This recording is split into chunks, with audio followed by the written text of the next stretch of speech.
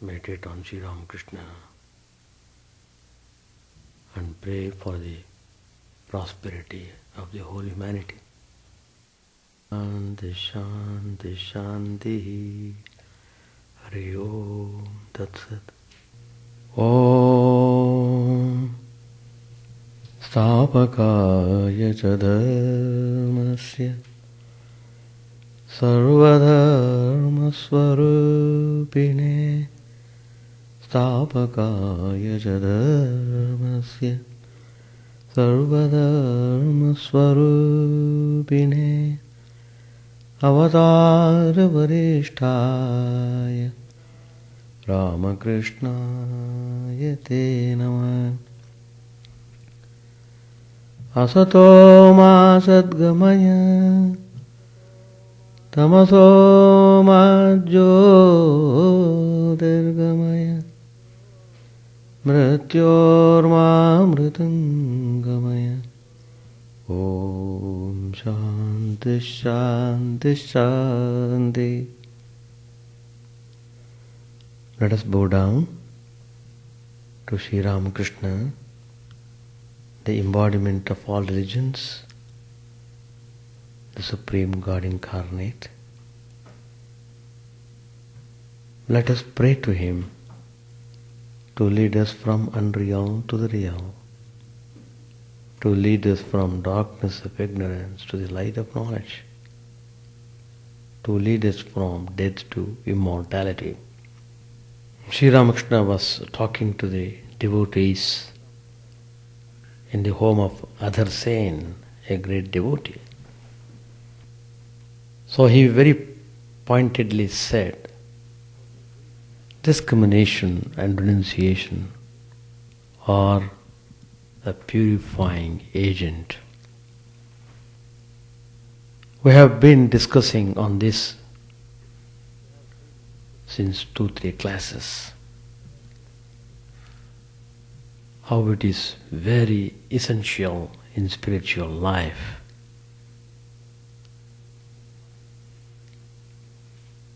Discrimination strengthens your spiritual aspiration. It makes your life more stable. It makes your spiritual life more straightforward, so that you may not lose the track.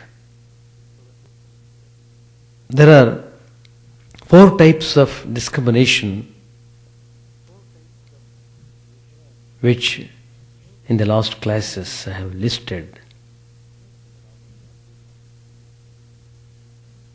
One is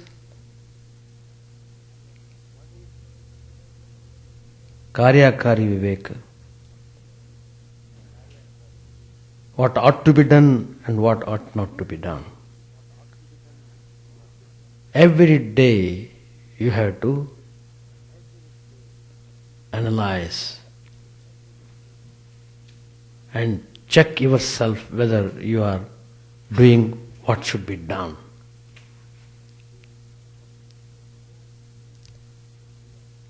The second one is Nitya Nitya Vastu Vivek. Discrimination between the permanent and the impermanent. What is permanent? What is impermanent? By discriminating this way, you will develop renunciation, which is very essential in spiritual path. Then comes Drigdashya Viveka, the discrimination between the seer and the seen. Then the final discrimination is Sad Asad Viveka. And what discrimination between real and unreal. So all these types of discrimination we have to follow zealously.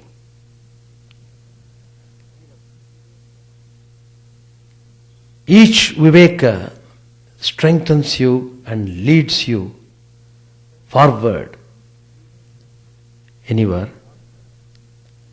way of thinking.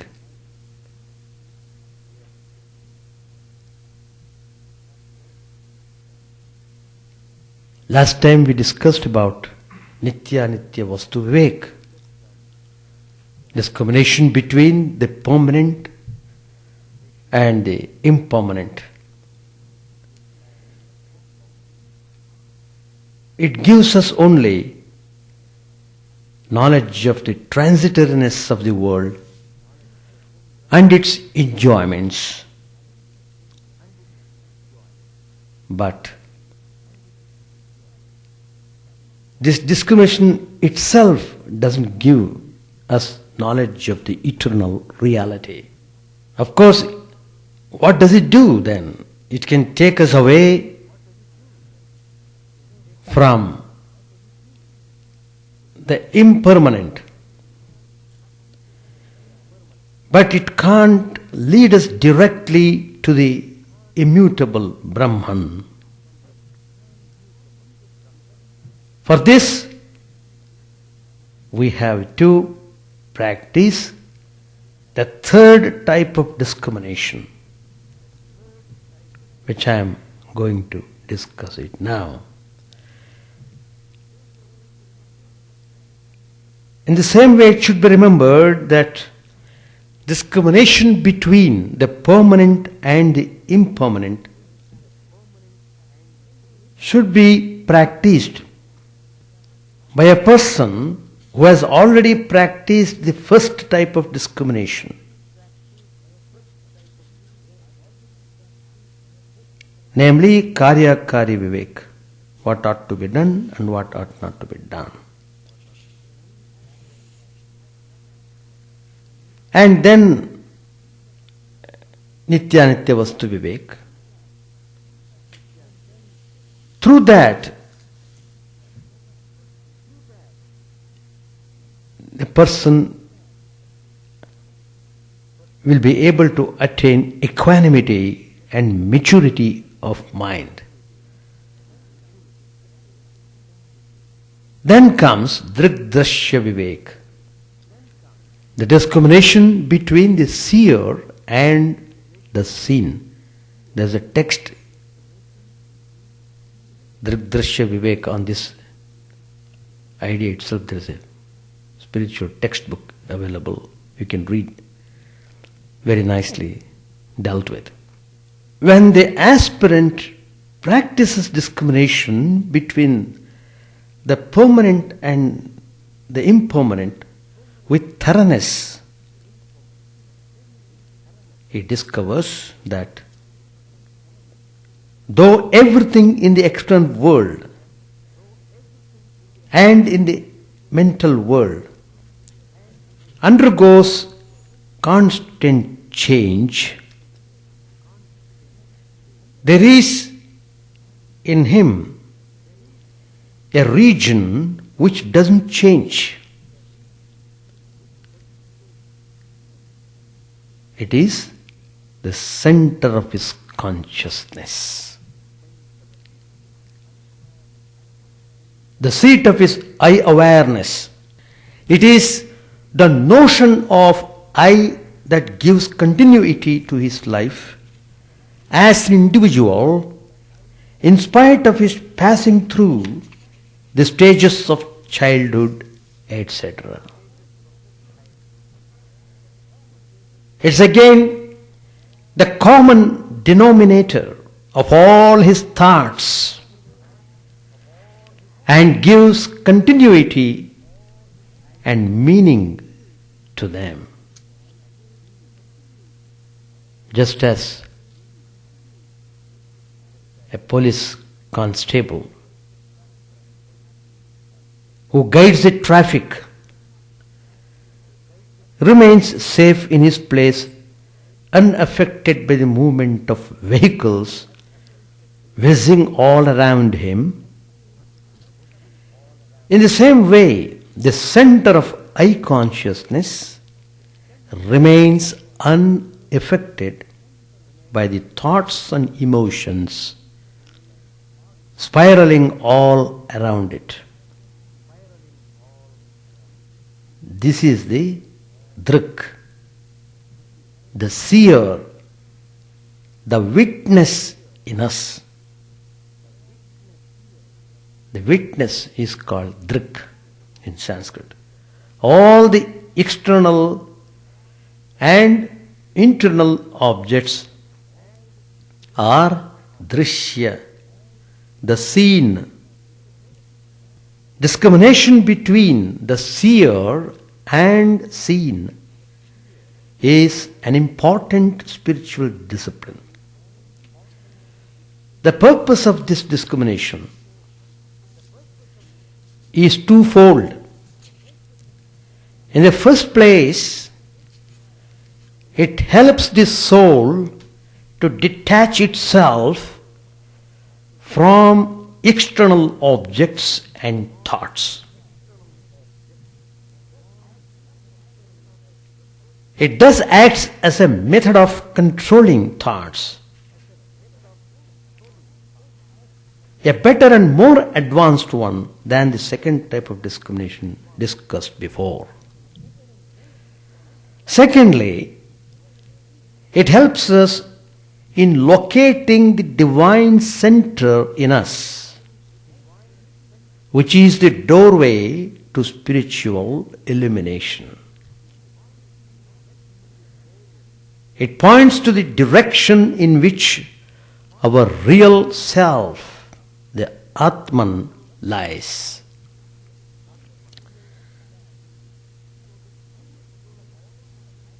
So the immediate goal of all spiritual techniques is to discover the light of the Atman, the higher spiritual dimension of the self. Drigdrishya Vivek cannot itself take us to this divine center in us. It can point out the way to it. By practicing it, we will know that our I is separate from our thoughts, but it cannot reveal the real luminous nature of this I. In order to discover our luminous spiritual center, we have to practice prayer, we have to practice meditation, we have to practice self-inquiry, nididhyasan, or any other spiritual technique. Even the Narayana Sukta, which I am chanting every day while worshipping Sri Ramakrishna, in that mantra it is very clearly stated that the Atman shines in the heart in the form of light. Positively it is said, it shines there. If you want to see it, you must become a yogi. That is, you must be well disciplined in spiritual practices. So that is the way how Drigdrishya Vivek, the discrimination between the seer and the seen, tries to discover the location of the divine center of the self. Then the last type of discrimination, Sad Asad Vastu Vivek, Sat and Asat. It is discrimination between the real and the unreal. Unless we have a direct supersensuous experience of the real, how can we practice discrimination between the real and the unreal?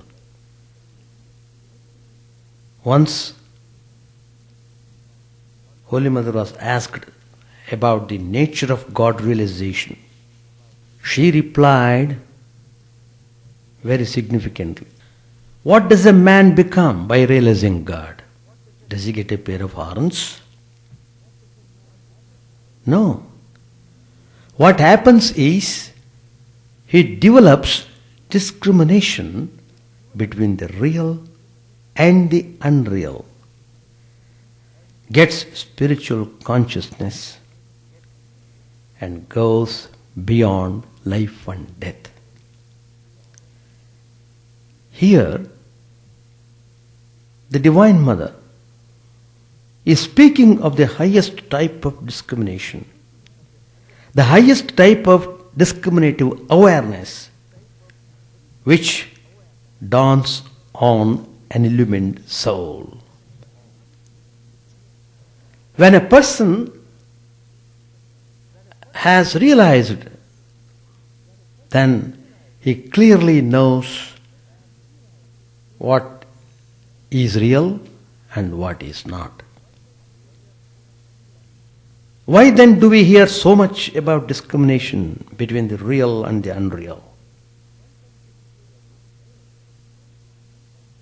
This phrase is only a popular translation of the terms Nitya and Anitya, based on the premise that whatever is Anitya, impermanent, is Asat, unreal. As the world is impermanent, it must be unreal or illusory. A famous spiritual person, Sri Gaudapada,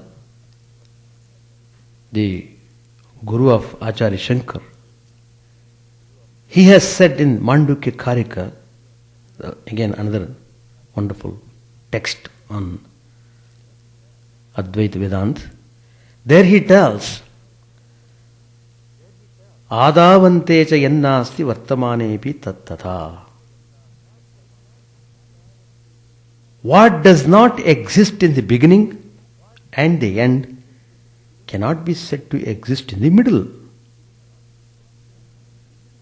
Very nice statement. This is one of the foundational doctrines of Advaita. The other schools of Vedanta do not, however, accept it.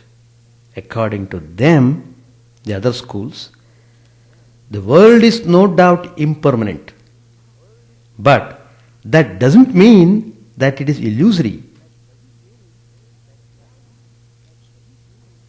The point on which all schools of Vedanta agree is that the true self, or Atman, is self-luminous. It is uncreated. It is immortal. It is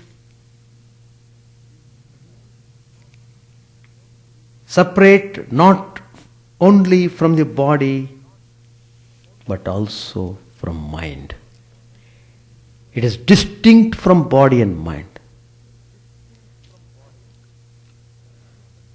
So, these are the conclusions drawn by all the Vedantins. All the schools of Vedanta agree to these points. So, it is better to rename this fourth type of discrimination, Sad Asad Viveka, rename it as Atma Anatma Viveka, Atma Anatma. That is, discrimination between the self and not self. It can be practiced only by those who have had a direct vision of the light of Atman. They only would be able to distinguish clearly what is Atman and what is not. The four types of discrimination we have discussed form a graded series, and as the aspirant progresses in spiritual life, he must take up higher and higher types. A true spiritual aspirant always practices discrimination. A part of his mind is constantly engaged in sifting, analyzing, classifying, and judging every idea and emotion that passes through it. Even while engaged in work, play, conversation, and other normal daily activities, the inner sleuth carries on his work. It goes on uninterrupted, even in sleep.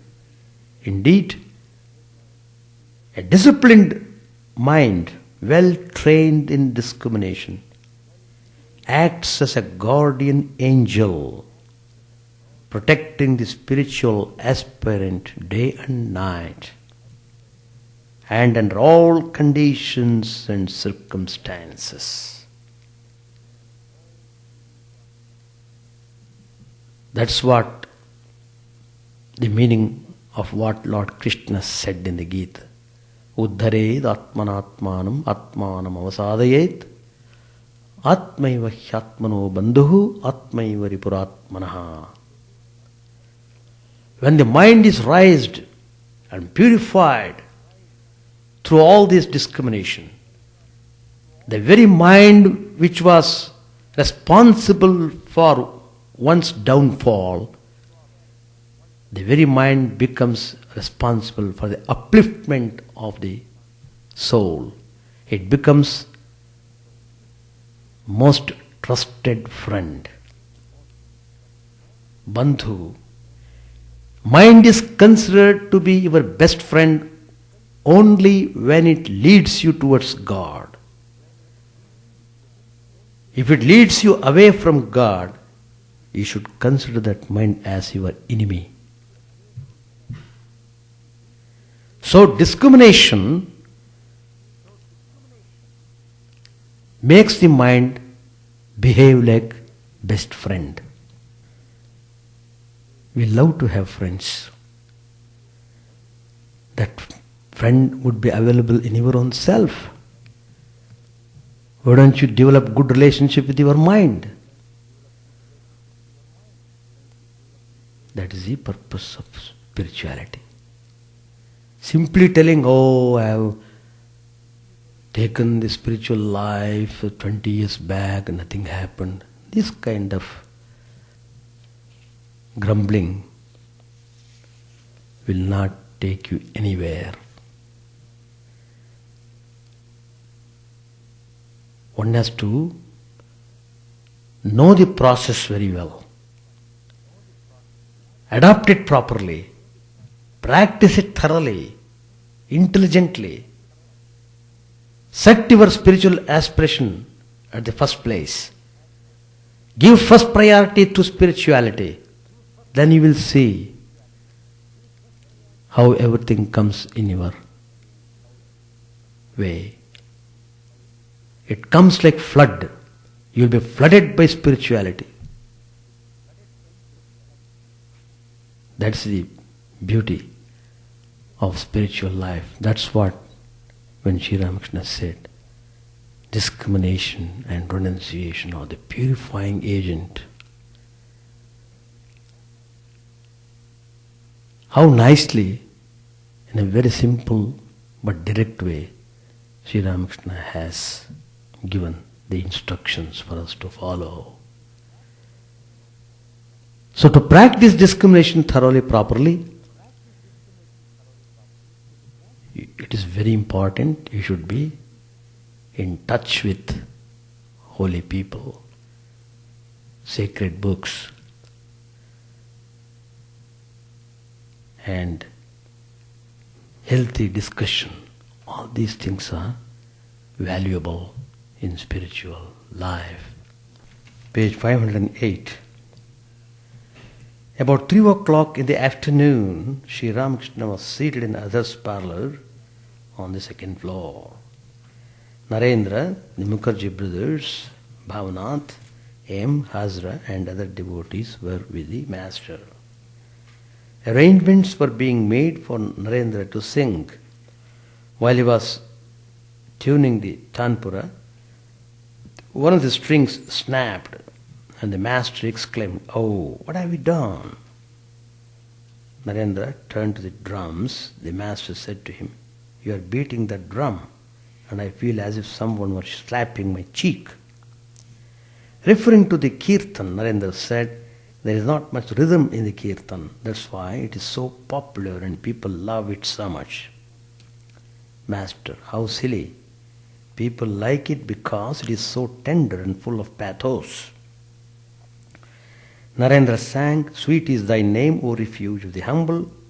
It falls like sweetest nectar on our ears and comforts us, beloved of our souls." He sang again, "O Lord, must all my days pass by so utterly in vain? Down the path of hope I gaze with longing day and night. Thou art the Lord of the worlds, and I but a beggar here. How can I ask of Thee to come and dwell within my heart? My poor heart's humble cottage door is standing open wide. Be gracious, Lord, and enter there but once and quench its thirst." Master said to Hazra smilingly, "That was the first song he sang for me." Narendra sang one or two more songs. Then Vaishnavacharan sang, describing the grief of the gopis at the sight of Krishna as king of Mathura. "O Hari, how shall we know you now? In Mathura's royal splendor, you have forgotten us."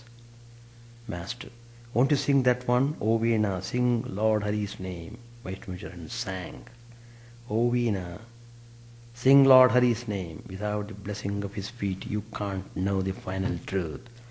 The name of Hari slays all grief. Sing Hari's name, sing Krishna's name. If only Hari shows his grace, then I shall never be distressed. O Veena, sing his name but once. No earthly gem is half so rare."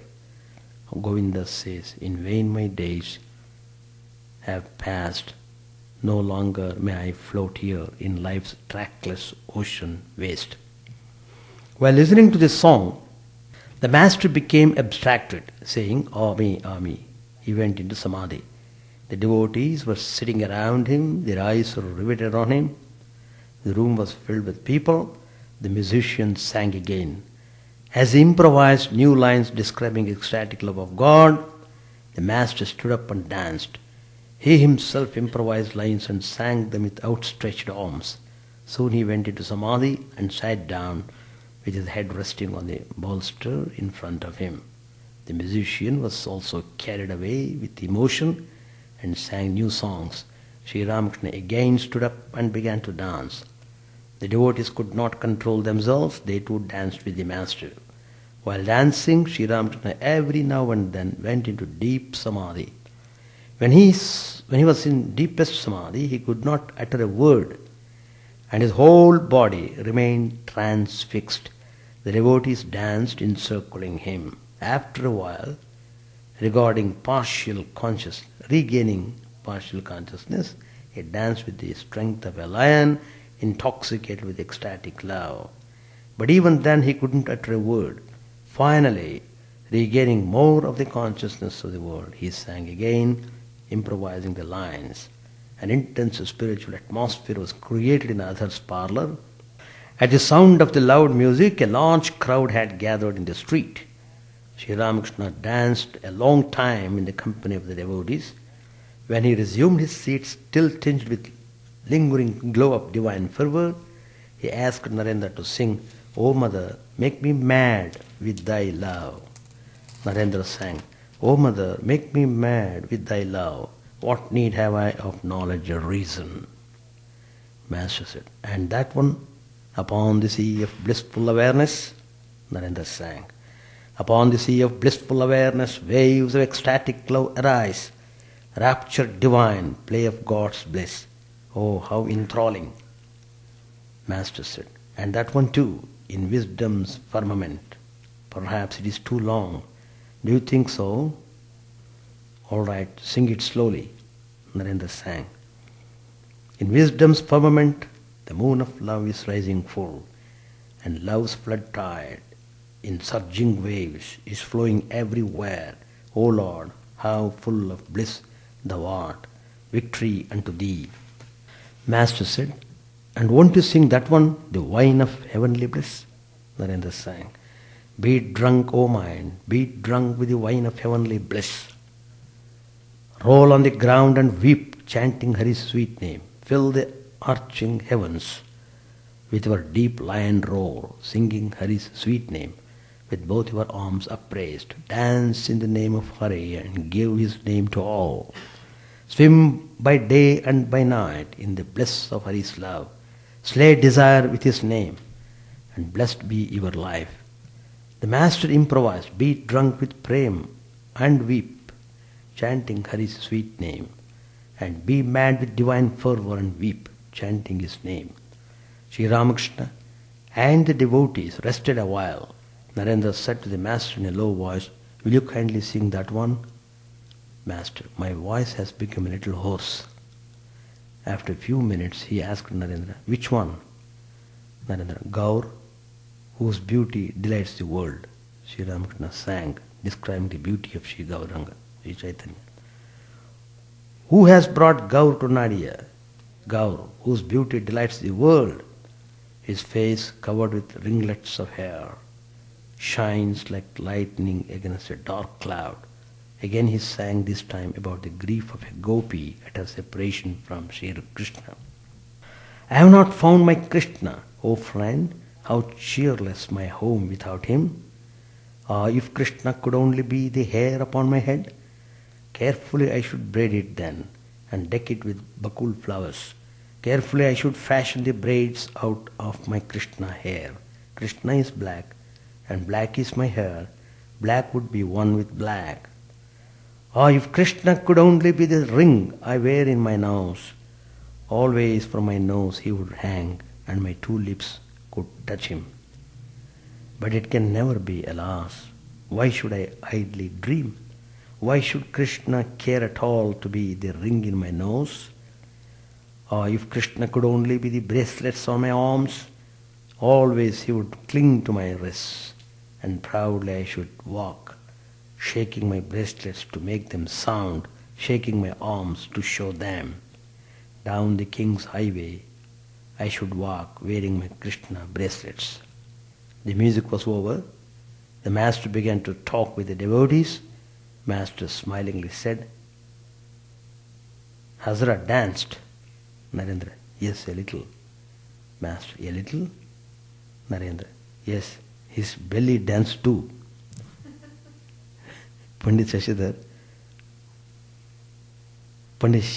host had been thinking of inviting the Master for dinner. We shall stop here. Any discussion, questions? All the teachings of spiritual life seem to be easy, but seems to be difficult too. It's easy as well as difficult. It is easy when you take those ideas willingly, when you like them, then it becomes very enjoyable. But if you are half-hearted, then it becomes difficult. Oh, it's too difficult for me to practice, not probably in this life. So one person was telling, Swamiji, I want to live a spiritual life. I want to become a monk. I want to realize Sri Ramakrishna in this very life. Everything should be possible by Guru's grace. Why can't you simply make it possible so that I can realize him immediately?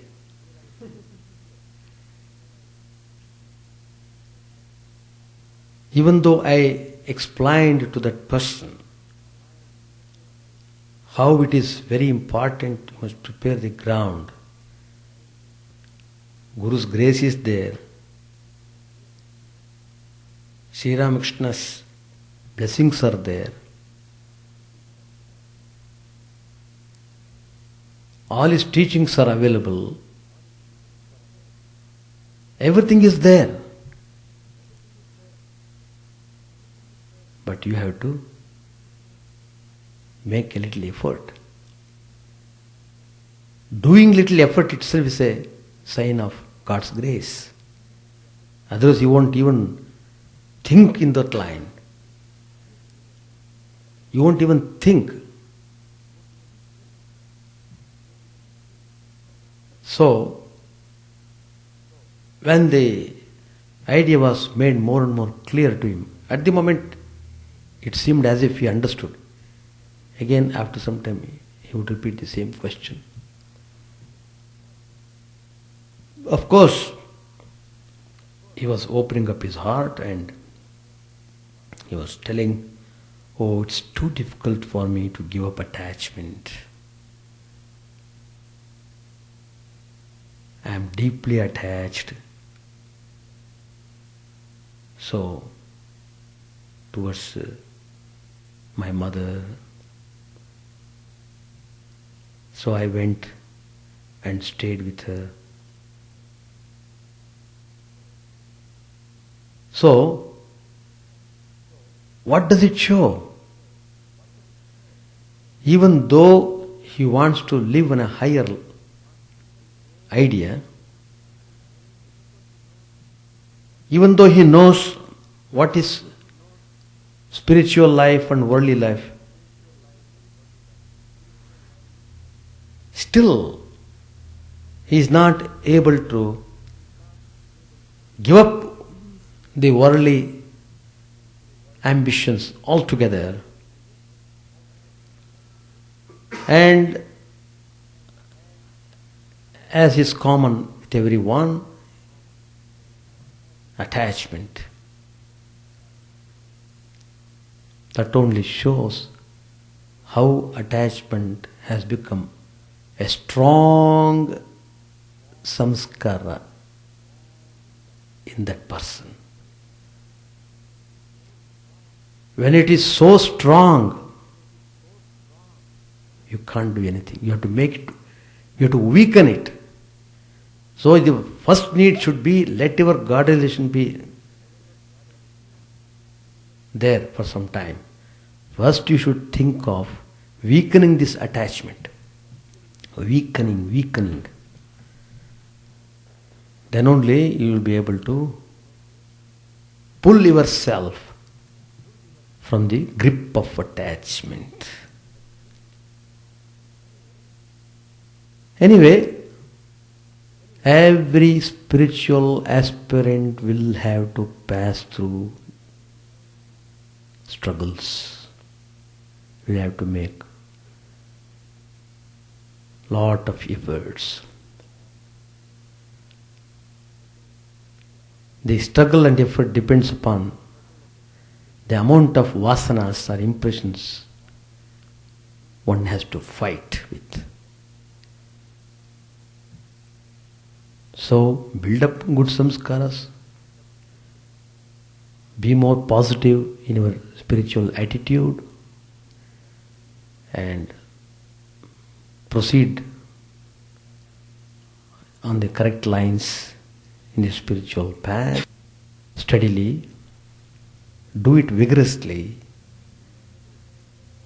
Give first priority to spiritual ideas. Practice these 4 types of discrimination which was explained at great length. Then you will see how it becomes very easy. That's all. Any question? Any comments? How do you overcome attachment? Because a monk telling to fight with attachment is one thing. A person living in the world, if he tells how to fight attachment, that is another way. So let us see how Mithilesh tackles this problem of attachment. Now, one method is through trial and error, learning through hard struggles and experiences. Another way is, people are suffering on account of attachment. You know how attachment leads to misery, everything. Then why can't you learn a lesson? Of course, it is very tricky. It's very, very tricky. But it makes easy if a person understands the technique of fighting all these qualities which are obstacles in his life. That's why all these are classified. That is, in one way it's all true. In one way everything will happen. That's a cosmic law. It will happen. Whether you like it or not, it will happen. How it should happen, accordingly it will happen. But the importance is that knowing these things, how some people not getting into that whirlpool of what state continuously for about 6 or 7 days. Then he began to pray, please take away. I don't want this now. Right now I've got so many other things. He is complaining. That means he is not ready. Even though the reality is shown to him, he is frightened instead of becoming joyful. So he is praying to Sri Ramakrishna to take it back. And then after some years, then he began to repent. Oh, I should not have prayed like that. What a fool I am. Like that he is blaming himself. So that is why Sri Ramakrishna tells, purify your mind properly. Then you will get the maximum benefit of spiritual ideas. The results also will come very nicely. It is true. By Guru's grace, everything is possible. But Sri Ramakrishna himself tells, we should not make it like a miracle mongering. Oh, Guru will do everything. I will keep quiet. So, no. Guru will help you. You should struggle and work yourself. Thereby you enjoy more. With a child, Sri Ramakrishna himself gives the example of a child trying to learn walking. It falls down, gets up, falls down. But mother gives the hand, he holds the hand, tries to walk. Slowly it walks and it smiles. When it falls down, it weeps. Like that, then it learns to walk by himself. It's exactly like that, spiritual life also. So we are passing through all types of pleasant and unpleasant experiences in the life, and if you have good association, you will learn through these experiences and you can avoid many things. You can take preventive measures. It's not that you should get the disease and then take the drug. Some disease you can avoid. So, how to do that? That Sri Ramakrishna has given wonderful instructions in the Gospel. Gospel of Sri Ramakrishna is full of instructions only. Turn to any page, there will be instruction. So, what is needed is how much I should practice, what idea I should take into my life, and you must dedicate yourself to that idea and live the life properly. Living the life properly is very important. Build up your good samskaras, then you will see everything will come to you. All glory, everything will come. It will come, undoubtedly. But in the meantime, we pass through a lot of depressions, all sorts of things, etc. That's because of our imaginary fears and doubts and unexpressed desires. All these things are responsible for making miserable. So if you are really aspiring for the experience of the highest reality, you must follow this discrimination. Karya Kari Viveka, Nitya Nitya Vastu Viveka, Drigdrishya Viveka, Sadda Sad Viveka. Thank you. Chant the name of the Lord and His glory unceasingly, that the mirror of the heart may be wiped clean and quench that mighty forest fire, worldly lust, raging furiously within. O name, stream down in moonlight on the lotus heart, opening its cup to knowledge of thyself. O self, drowned deep in the waves of His bliss, tasting His nectar at every step, bathing in His name that bought for weary souls. Various are thy names, O Lord, in each and every name thy power resides. No times are set, no rites are needful for chanting of thy name. So vast is thy mercy, how huge then is my wretchedness, who find in this empty life and heart no devotion to thy name. O my mind, be humbler than a blade of grass, be patient and forbearing like a tree, take no honor to thyself, give honor to all, chant unceasingly the name of the Lord. O Lord and soul of the universe, mine is no prayer for wealth or retinue, the playthings of lust or the toys of fame. As many times as I may be reborn, grant me, O Lord, a steadfast love for thee. A drowning man in this world's fearful ocean is thy servant, O sweet one. In thy mercy consider him as dust beneath thy feet. Ah, how I long for the day when an instant's separation from thee, O Lord, will be as 1,000 years.